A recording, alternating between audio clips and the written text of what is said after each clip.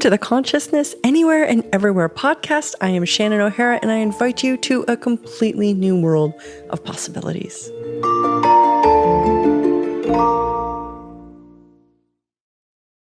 Greetings and welcome to the Consciousness Anywhere podcast. You are about to listen to a money interview. This is a series that I made with the people who have had the biggest financial impact on me. Each and every one of these people has inspired a different way of thinking about money that freed me up to create in greater ways. I hope you enjoy this money interview series on the Consciousness Anywhere podcast and recognize that wealth can lead to greater awareness, and greater consciousness can also lead to the kind of wealth that works for you and creates the kind of world that you want to live in. Enjoy. Welcome and hello, beautiful Chutisa Bowman. Thank you so much for taking the time to be here with me and everybody who's going to watch this and listen to this now and into the future. Welcome to the Money Interview series. Thank you, Chutisa. Thank you, Shannon. So let's just jump right in. Give us a little bit. So what was your money upbringing as a child? Give us a little bit of a picture of where you came from, and then we'll sort of progress into the present. Okay. As a child, I came from a family that money really shouldn't be a problem. But there are people within the group of the family that made money into many problems. So I had the pleasure of seeing people being anti-conscious with money, seeing people being unconscious with money. And I also seen people who super conscious with money. So I think from that space at a young age, I was able to see all the ways that the money can be used to create and generate. So, for example, my father probably would have been a very early entrepreneur who had big vision, who had ideas, who had the need to create something great in the world. But the problem is he wasn't very good at it. So I looked at him, and I have been looking at him for a long time, at the beginning from a space of judgment. And then, one person that helped me to see my father for what he was your dad, Gary Douglas. My dad, your dad? Mm-hmm. One day he said to me, you should look at him for what it truly is. Once you get rid of the judgment about how he was not supposed to be and how everyone judged him, because I came from aristocratic family, and we had a certain way that we're supposed to behave and be. Like there's the way you're supposed to not behave a certain way. Well, my father broke every single rule. Right? There was not one rule that he didn't break. So I used to buy in the lie of how he was bad person, terrible person. But Gary Douglas invited me to say, okay, so if he's not functioning from this reality and he's breaking all the rules, what is he creating? So I was able to study how he was looking at money. And then I was also looking at my mother as well. So I have my father who functioned from getting money, always getting money, always needing to get more money. And my mother always functioning from having money. So between the two of them, they gave me a platform to see what's it like to really desperately seeking and needing to get money versus what's it like to actually truly have money? Can you talk about the difference between getting money and having money? Mhm. Well, getting money is all about lack. When someone have the need to get money, it's always to do with they don't have enough and they need to get more. More is better. There's it's from the scarcity mindset. Mm-hmm. And when you function from having money, there's never lack in the universe, even though there might not be any money. Because as I've never shared this with anyone, but as entrepreneur who was not so good at being an entrepreneur, so there's quite a lot of time. He created a space for the money not to be in her life as well. But I was looking at her and she never actually had a sense of lack. She was always having, she's always have generosity of spirit with everyone. And the amazing part is she never judged him, which, all of us did enough judgment of him that she really didn't need to. So she was so generous with looking at him for what he was and never actually judged him. So gave me a platform to see what it what what I could choose to be. I could choose to be trying to get money, or I could choose to be the space of having money, and the money will come. And no problem. She's never had a sense of problem, even though she had no money. Okay, brilliant. So that was sort of the foundation of, and I love that actually you've indicated the different point of view in your household about having money versus getting money. So you started out in Thailand, little Shatissa, starting out in Thailand, right? So that's where you started. Now, and obviously there's been a massive life that you've lived. Can you talk about, this might be sort of a big question, but we'll start somewhere. Can you talk about sort of your financial milestones, where you started, what the next step was, how that got you to the next step, to where you basically are today in terms of your financial consciousness, ability, interest? There were so many different milestones. To start off with, when I left Thailand and when I married money, I married into no money, right? So I was having money, but still family didn't have any money. And I always, jokingly and not, that I always saw possibility and potential in Steve, that I know that between the two of us, we can create and generate. I knew from the start, the first time I saw him, that not having money would not be an issue. So anyway, I left all the money and everything behind and just being with him and create our life together. And one thing that even created something for me to even taste the water even greater, because I think when we were about 22, when we finished university in Australia, we made a choice to go to US for 2 years to study our master. So we got there with very small scholarship, very tiny. And we thought we can make that work. But once we got there, Steve got offered another master. So he was doing double degree in master of communication disorder and all these sort of things. So the money could really not last us for the 2 years that we had to be there.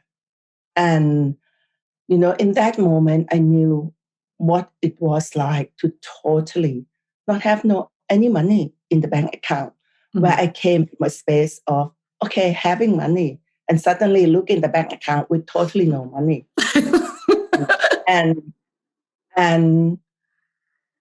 But we didn't let that stop us, because we went into the space, and that's long before I knew question, choice, possibility, and contribution. I knew that I have capacity to create and generate.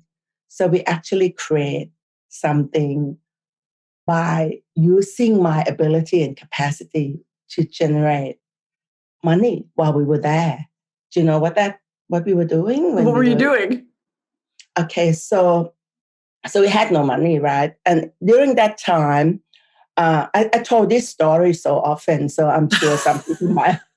I don't actually know if I've heard it, but guaranteed everyone else listening probably hasn't heard it.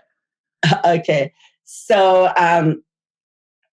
when we knew that we had no money, we knew that we could only afford to eat $1 TV dinner each a night, every night. So we were eating that for, the first 6 months or something, 3 months, 6 months, $1 TV dinner and a sandwich with peanut butter and bacon for lunch. I've never had that combination before. Is it nice? So it was nice. But that's all we could afford, right?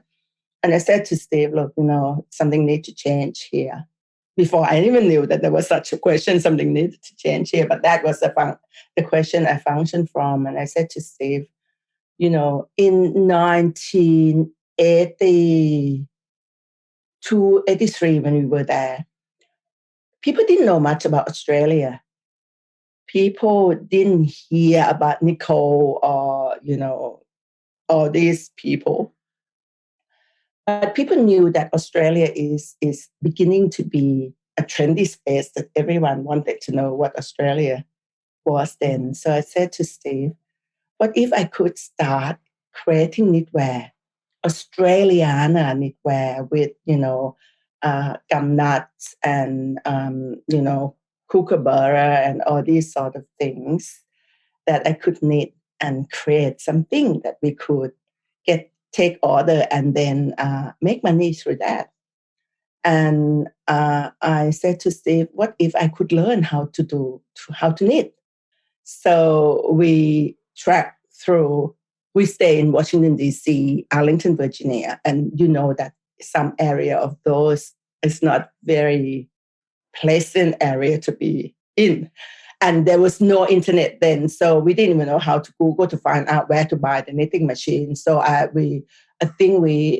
do you have in US that that you can just have a read like a newspaper to find out the knitting machine? So we were able to buy a knitting machine, and I started teaching myself how to knit, and I started design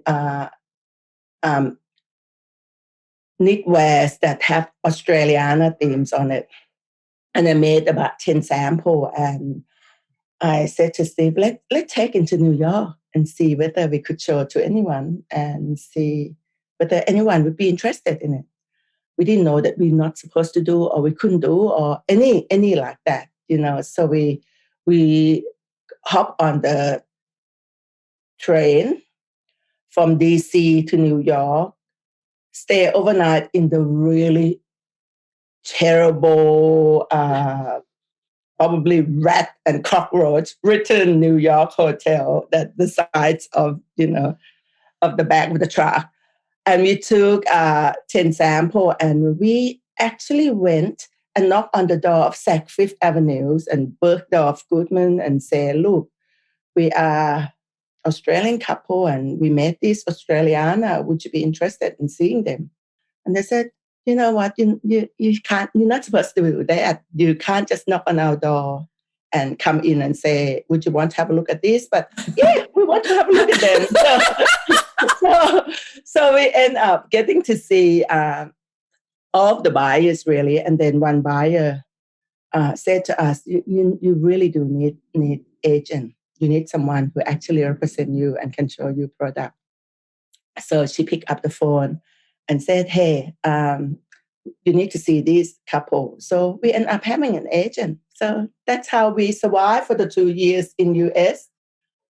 Yeah, I love how you built your I love how you built your corporate empire on the back of Australiana knitwear. I would so love to see your original pieces, Chutisa. I could send you the picture. Actually, you have to.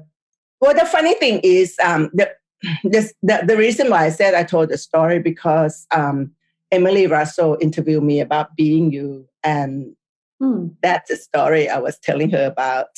That what being me was about, and that's why it felt like I have just told the story all the time, but in fact, we're just Emily and you. Well, it's so interesting too. I mean, you're talking about essentially needing money or having to do something to change the direction, the quality, the condition of your life. And it was sort of like, I'm going to say it, needing to get the money was what pushed it. Would you say that that's what pushed you to start creating what you were good at? Needing to have money. Yes, we could not survive. We could not eat. There was no money to eat. Yeah. Right. We got a scholarship to go to do the master. But at the end, the money was running out. And we knew that unless we actually did something, we could not actually survive. We would have to come home. And we thought, that would be quitting. There must be something else that's truly possible for us to do. And that is the impetus, really, because we didn't know that we couldn't do it. We didn't know that we couldn't create. And we didn't even have a fixed idea that no one going to be interested in it.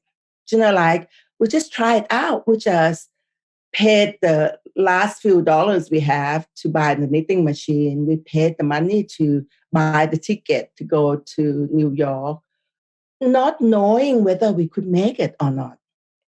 But at the same time, fully knowing that we could make it. You get that sense? Well, not knowing in this reality, but fully trust that we could do it. So that's a two balanced energy there.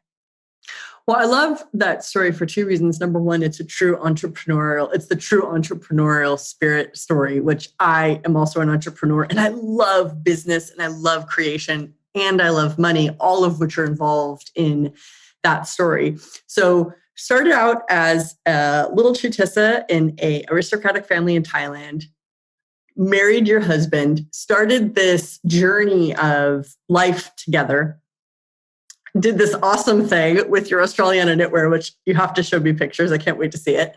And obviously now you're no longer selling knitwear to Bergdorf's and Saks. What does your business life, financial life, what is it you guys do today to create your lives?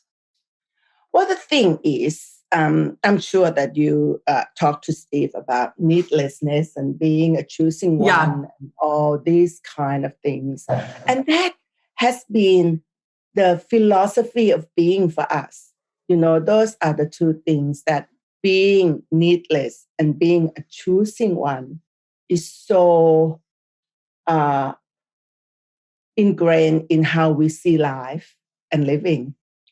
And we always, every day we have conversation about what it would be like to be needless. But before we even truly being needless, now we know that we are now truly being needless. But probably 10 years ago, we always asking, what would it be like to be needless? What would it be like to truly being a choosing one? Because, in that moment in time, when Steve and I joined force to create business, I was in the corporate world for 25 years. And when I left the corporate world to work together to build up the conscious governance business, we both left our position at the same time, which means we did it again. We create we both make six-figure income each to suddenly nothing again, build up the business from the ground zero again. So maybe in that moment in time, unspoken thing that we constantly proving to ourselves that we can do it, we can create. But, I'm not sure whether it was, but we tend to do those kind of things. Start everything from scratch and able to create the business to what it is right now is something that we have been doing over and over again. But the day that totally changed my life is the day that I got the awareness of what it would be to be needless, what it would be to create our life, to be a creator source of our reality without the need that someone we have to see what we're doing, or the need that someone need to give us money to buy something from us or to be our client. That was the space that I'm constantly asking during that one. What would it be like if I can create the money without having to actually sell something to someone, without actually having to have clients, without actually have people having to buy from us? That is the true needlessness for me. Doesn't mean that I didn't receive the contribution from people. I didn't shut them down. I'm still willing to receive. But I wanted a space that I could create with or without client, with or without money, with or without what you call other businesses to give us the money. So, and I was working on that for a long time to get to where I am now. It's not like overnight success, like I suddenly now needless. It was something that working constantly, being in the question, choosing something, allowing myself to see, this is what it is. This is the energy. Can you talk a little bit about the actions that you took over time that got you to where you are today? Like some of the actually logistical, practical, yes, there was the choices. Yes, there's the questioning your points of view. I don't know if that's obvious. I guess like what's your, okay, this is something I asked Steve. Do you have a favorite or a tool that you tend to utilize a lot to free yourself up in regards to money? Let me give you the backstory here about how it came about. Again, it's looks like, I have to say, Gary Douglas again is the person who invited me to embody and be the greatness that I am truly be right now. And it's about 16, 17 years ago when we had a conversation with him, and he looked at me and he said, that's after we left out, I left my corporate world and things like that. And he said, Chitisa, when you could actually choose to be CFO of your own life, your finance and your life will expand.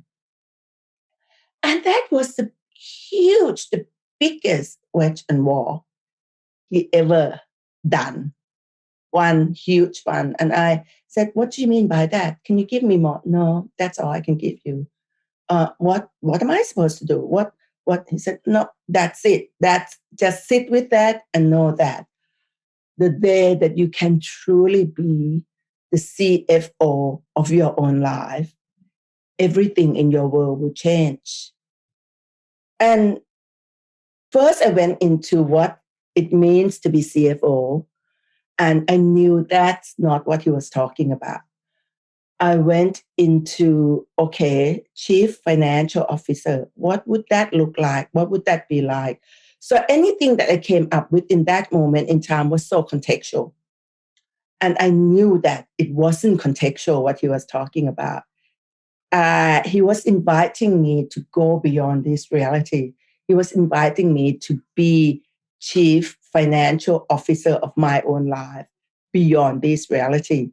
Now, everything I was doing, it's just for me, just for fun. I don't actually talk and tell anyone about it. So it's not the kind of thing that I outline in the book or in anything about what I do in terms of my financial reality. But what I did is I educated myself about everything in this contextual reality about finance.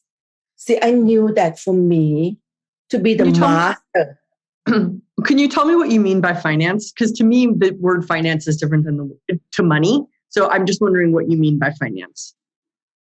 Well, finance, because at the moment, money is just part of the financial system and structure, right? Okay, cool. There's so much more. There's so much more than just money. So you actually mean, yeah. If you're going to be the master of your money and your finance, you have to be the master of everything. You have to be willing to know what it means and how the financial reality in this contextual reality actually function. So I had to educate myself about property development, share trading, every form of investment. I spent 3 or 4 years just learning, enroll myself in everything to know what people were talking about and to know what I would choose and what I would not choose, what would work for me and what would not work for me. So people tend to ask me, so can you recommend what training you had? I said, everything. Everything. What? There's no recommendation. You say, what would give me more information, knowledge, awareness, and go ahead and do it. So I did everything. I did everything that I could do to find out what it was to actually be the master of my finance and be the master of my money. And, I know that one question you were saying that you often ask people about what is money. If you asked me many years ago, I would have different answer to this. But if you ask me, what is money to me right now? Money is a tool, an instrument, my personal assistant, the things that I play with, the thing that I send out to do the work for me, the thing that I enjoy being with. So I don't make money significant. I don't make money greater than me. And I don't give the power to money because I'm the one who master the money, not the money mastering me. Does that make sense? It definitely makes sense to me. And I would love to pick apart the statement of how you make yourself the master of money, because I think that that's really what a lot of people, I just see so much insanity around money and finance in the world. And I'm extremely interested in money, which is why obviously I'm doing a money interview series. It's something I care a lot about and I'm fascinated. And when you say that you educated yourself about money, I'm constantly doing that as well. I am endlessly fascinated and interested. Some of the stuff I learn and I read about, it sort of more just teaches me what I already know. So there's a lot of that going on as well. And I've also discovered that I have a very unique reality with money that isn't all that easy to learn about in books, but it is possible to gain access to through conscious choosing. And so that's a lot of what inspires me to open up the door to more conscious choosing around life, living, and money is such a huge asset or thorn in all of our sides. And I love hearing your story because you've had so many different experiences that it's gotten you to a place now. Well, and I would say this is coming from an outside perspective of you have peace with money in your life at this point. You have a level of financial acumen and interest that is rare. But what I love most about you and Steve is that you've done it your way. You're totally unique. And that's one of the criteria for the people I've had on this Monday interview series, that each and every one of us we've done it completely differently. We've done it different than one another. We've done it different than anybody else out there, because there's a trillion, billion, infinite ways to be. And even with money, even amongst all the points of view and projections and expectations about what money is. And I like actually the way you differentiated money from finance. Money is just one of the components of the massive universe of finance. So in closing, if you had all the money in the world, what would you create? Well, Shannon, it's the thing is, I know that I have all the money in the world. It might not be exact amount that might be in my bank account, but I know that I could generate whatever amount I need at any time with total ease with what I do. So I don't have a sense of, oh, I don't have money. Like I now can create with or without money. So I can use money to create more possibilities in the world, whatever that would look like. I tend not to jump into the conclusion or the fixed point of view about how things are supposed to be, but I will constantly look at what contribution can I be to the world with or without money. You see, people ask, if you have all the money in the world, what would you create? Then people put that money is the only thing that you could be contribution to create a greater world.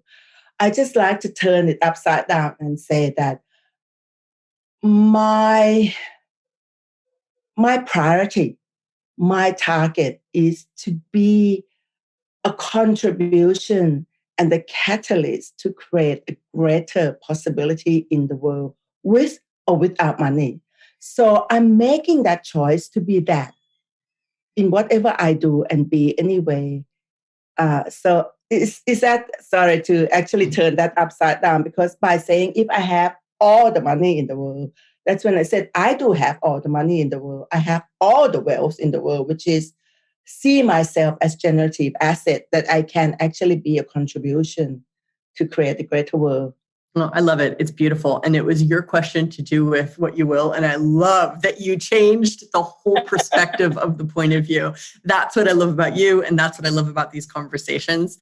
Thank you, Trutisa, so much for taking your time out today and for being so generous. Of course, I will include in the video description all the links that you guys Trutisa is an incredible author and has many different websites. Well, has websites with her husband, Steve. Their work, their vision, their